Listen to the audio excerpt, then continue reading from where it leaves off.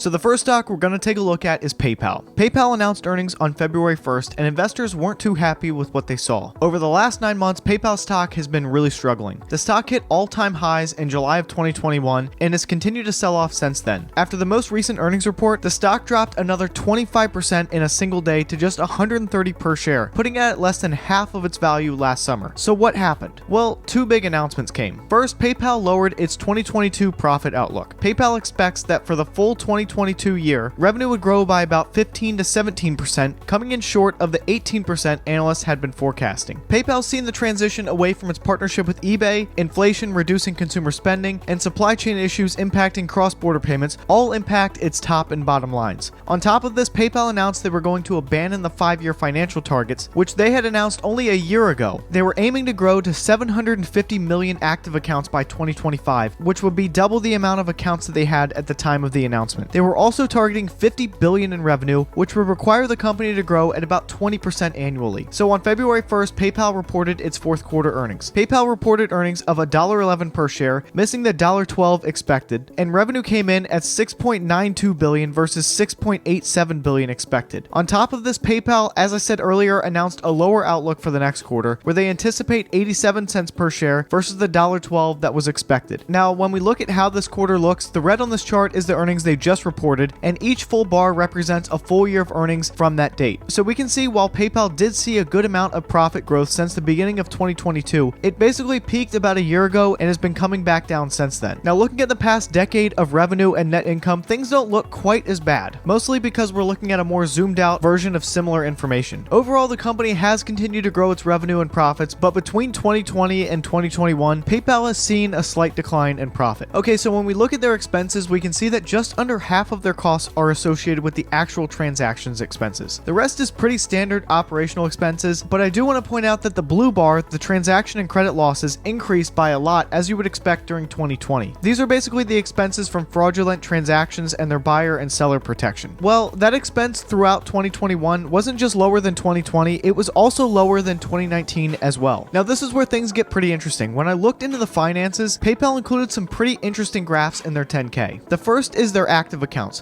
which a lot of people made a big deal of since they missed their targets and probably won't hit that 750 million accounts by 2025. But even with all of the concerns about how PayPal continues to grow going forward, it seems pretty clear that they're still attracting new customers. They also reported the number of payment transactions has increased by a lot. Now, 2020 was a down year in terms of growth, so this jump may seem a little more dramatic, but the number of transactions between 2019 and 2021 increased by about 56% or 28% on average per year, and the total payment volume jumped by 75% or 37% per year. So why is PayPal's income so much lower than last year? And why does earnings look like it's declining while everything else looks flat? Well, this is something that I try to avoid showing just because graphs are a little easier to digest, but I think this is an easier way to show it. If we look at PayPal's operating income, which is their revenue minus their operational expenses, so the things that you see here on this chart, we can see that PayPal has increased its operating income pretty consistently between 2019 and 2021. 2.7 billion to 3.2 billion to 4.2 billion. Then comes a lot of odd charges and incomes below. What sticks out is this line right here, which is other income net. It went from a $297 million gain in 2019 to 1.8 billion in 2020 to a $163 million loss in 2021. Now, these are actually their stocks and other investments in private companies that PayPal owns, or at least owns part of. On their website, PayPal explains that they invest in innovative fintech companies, and since a lot of other disruptor fintech companies dropped by a lot in 2021, it kind of makes sense that they lost some money here. So if we just go back and look at PayPal's operating income, we can actually see a business that's continuing very strong growth and actually isn't slowing down at all. Now, looking at the current forecasted earnings for PayPal, we see that they're projected to continue growing going forward, going from 25 billion in revenue and 4.1 billion in profits in 2021 to 42 billion in revenue and 8.5 billion in profits by 2024. When we look over revenue growth, it seems like PayPal is a little cyclical in its revenue growth, but over the next few years, they still project to be between 15 to 20% going forward. Now, a growth rate of 15% comes out to a fair PE value of 34, and a growth rate of 20% comes out to a fair PE value of 53. When we look at macrotrends.net, we can see that PayPal seems like they got pretty far ahead of what it should be worth in 2020 and 2021, with the PE rising between 50 and 80, which is definitely too expensive for this company. However, we can see that the current PE of 29 is the lowest that we've ever seen, and it's below our low-end fair value. So when we look at this valuation charted out, we see that PayPal is absolutely absolutely sold off too far. Right now, it's extremely cheap if the forecasts hold up. But what if PayPal doesn't keep up the growth? What if it underperforms what's currently expected? Well, let's say PayPal drops between 12 to 15% growth going forward. Well, that brings the PE range between 26 and 33. This actually still puts PayPal in a fairly value range with a 2024 upside between 50 and 91%. So I think that PayPal may be facing some headwinds right now in terms of a lot of competition coming forward. However, the current sell-off putting the stock at 125 per share is definitely too far, and PayPal is absolutely undervalued. If you own the stock, be patient and hold on because this stock will recover over the next few years. PayPal at this price is definitely a buy.